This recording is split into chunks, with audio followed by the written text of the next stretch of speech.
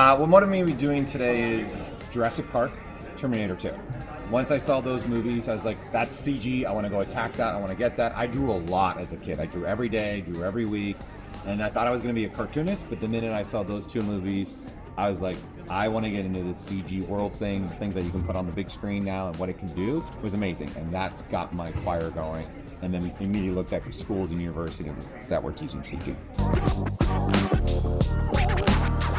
A good portfolio is, again, going to have really strong pieces of work. If you're going to be a character artist, you got to have some really cool characters. Make sure there is a story there within the character. There's, don't just look at the character's face. Look at the hand. There's a lot of gestures there. Look at what the character's wearing, because that speaks through and tells the story to the viewer, because they're not going to be sitting next to you. So you got to be able to get that story across. So again, you focus on 3 or 4, maybe 5 characters if you're doing that. Have some turntables of that, show the character in grayscale, show the character in color, and then share the concept and the 3D characters so that people can see you understanding of interpreting drawings and making it 3D.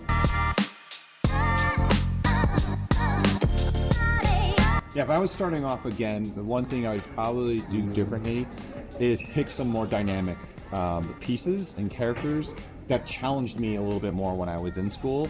Sometimes I went with a little safer routes and just something I was interested in, and that didn't really give me enough challenge and really embrace what I'm trying to create. Along with that also helped me learn the software more. If I was trying to do a little bit more a harder or dynamic piece, I had to dive deeper into discovery, learning, understanding anatomy, understanding proportions, and then bringing something to life. So I probably would do that and not be fearful and be courageous to jump into something like that.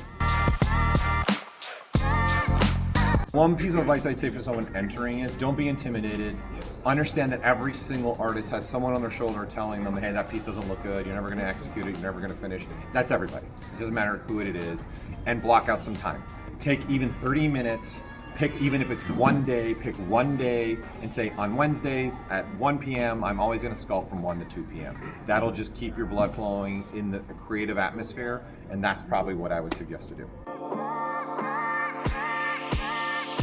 The community is number one, right? Embrace the community, get to know the artists, get to know the people, because you're gonna end up working with them. It is a small industry, right? Whether even if you're in game or film, it's not huge per se thing, so you're gonna end up working with the same people a lot of times, and then be able to challenge yourself and see what other people are doing and see what the top level is that everyone looks at and everyone wants to emulate, and see if you can do pieces like that particular artist that really inspires you, and then constantly be looking at what people are doing. And I would say don't just live on the internet.